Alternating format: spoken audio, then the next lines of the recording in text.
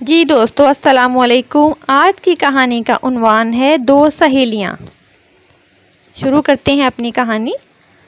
سرخ و سفید رنگت والی باجی عائشہ، جو سمارٹ بدن، سراپا حسن، ایسا لگتا تھا کہ پرستان سے کوئی پری اتر آئی ہوں۔ وہ سراپا حسن تو تھی ہی، لیکن وہ اپنے بے مثل اخلاق میں بھی اپنی مثال آپ تھیں۔ باجی کا تعلق شہر کے ایک معزز اور معروف مذہبی خاندان سے تھا۔ وہ میری بڑی کزن سیما کی بچپن کی سہیلی تھیں۔ باجی سیما نے سانولی رنگت کے باوجود منموہنی شکل و صورت پائی تھی۔ یہ دونوں مقامی گورنمنٹ گرلز ہائی اسکول میں ایک ہی کلاس میں پڑھتی تھیں۔ یہ اس دور کی بات ہے جب کسی بھی اسکول کے کلاس روم میں طلباء کے لیے میزوں یا کرسیوں کا کوئی انتظام نہیں ہوتا تھا، بلکہ کلاس رومز میں ٹاٹ بچھے ہوئے ہوتے تھے۔ کچھ اسکولوں کے کلاس رومز میں ٹاٹ بھی کم پڑ جاتے تھے، تو لڑکیاں اپنی اپنی کلاسوں میں بیٹھنے کے لیے اپنے اپنے گھروں میں سے کوئی نہ کوئی بندوبست کر کے آتی تھیں۔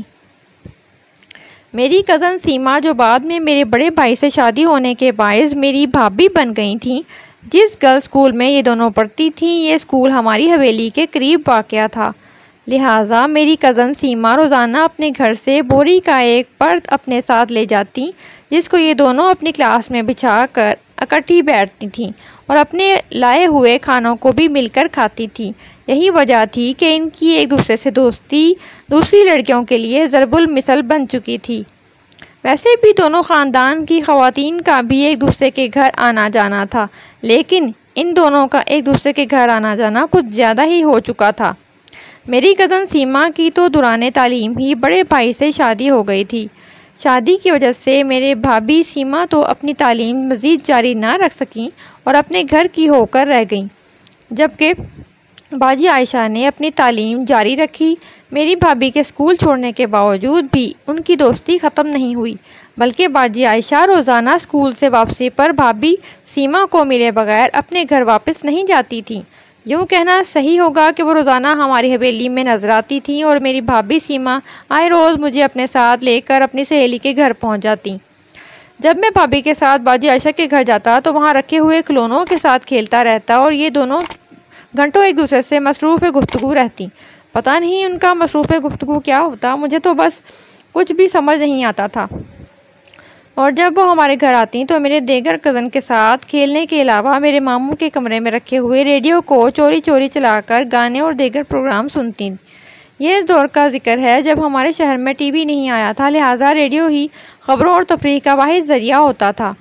اس دوران میری بھابھی سیما کا بیٹا پیدا ہوا تو باجی عائشہ نے اس نومولود بچے کا نام چھٹی کی رسم کے موقع پر ہی کر دیا۔ معلوم نہیں ان دونوں کی دوستی کو کس کی نظر لگ گئی کہ کچھ دنوں بعد بھابھی سیما بیمار ہو گئیں اور مقامی سرکاری ہسپتال سے ان کا علاج ہونے لگا۔ جب کچھ دنوں تک افاقہ نہیں ہوا تو ڈاکٹر نے چیک اپ کے بعد دیگر ادویات کے ساتھ انجیکشن بھی تجویز کیا۔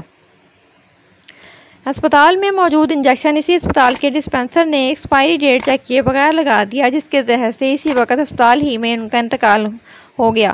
ان کی وفات سے جہاں ہمارے رشتہ دار اور جاننے والوں میں کوہرام مچ گیا، اس سے بھی زیادہ باجی عائشہ کا یوں اچانک اپنی عزیز ترین سہیلی کے آنن فانن جدا ہونے کے غم میں رو رو کر برا حال تھا۔ ایسے لگتا تھا جیسے اس کی سگی بہن فوت ہو گئی ہو۔ باجی اپنی سہیلی کی جدائی کے بعد بھی ہماری حویلی میں آتی رہتی تھی، لیکن اب ان کے چہرے پر وہ پہلے جیسے خوشی کے آثار نظر نہیں آتے تھے۔ پھر ایک دن اس کا اپنے عزیزوں میں رشتہ طے ہو گیا، لیکن یہ جان کر سب افسوس کرنے لگے کہ اس کا ہونے والا دولہا اس سے عمر میں کافی بڑا ہے، کیونکہ ان کی فیملی والے غیروں میں رشتہ نہیں کرتے تھے۔ اس وجہ سے وہ عمر کے فرق کو کوئی اہمیت نہیں دیتے تھے۔ باجی کی شادی کی تمام رسومات میں میرے خاندان والے شریک ہوئے۔ شادی کے بعد اللہ تعالیٰ نے باجی عائشہ کو 2 بیٹوں اور 2 بیٹیوں سے نوازا۔ باجی جب بھی اپنے میکے آتی اپنے شوہر اور بچوں کے ساتھ ہماری حویلی میں ضرور آتی۔ اسی طرح دن گزرتے گئے اور ایک دن ان کی بڑی بیٹی کا شادی کا دعوت نامہ آ گیا اور میری بھابھیاں اس کی شادی میں شریک ہو کر واپس آئیں تو انہوں نے پریشان کن لہجے میں بتایا کہ باجی عائشہ کا داماد بھی کافی عمر کا ہے، اور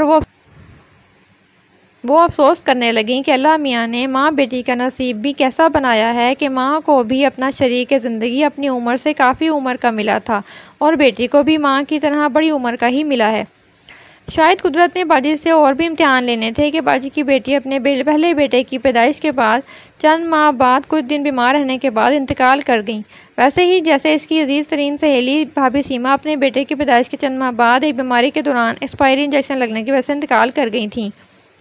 باجی عائشہ کے لیے یہ صدمہ ناقابل برداشت ثابت ہوا اور انہیں ہارٹ اٹیک ہوا، جس کی وجہ سے وہ کئی دن بھاول وکٹوریہ ہسپتال کے ICU وارڈ میں زندگی اور موت کی کشمکش میں رہنے کے بعد حالت بہتر ہونے پر ہسپتال سے گھر منتقل ہو گئیں، لیکن ڈاکٹروں کی ہدایت کے مطابق وہ چل پھر نہیں سکتی تھی، لہٰذا وہ ویل چیئر کے سہارے کی محتاج ہو گئیں۔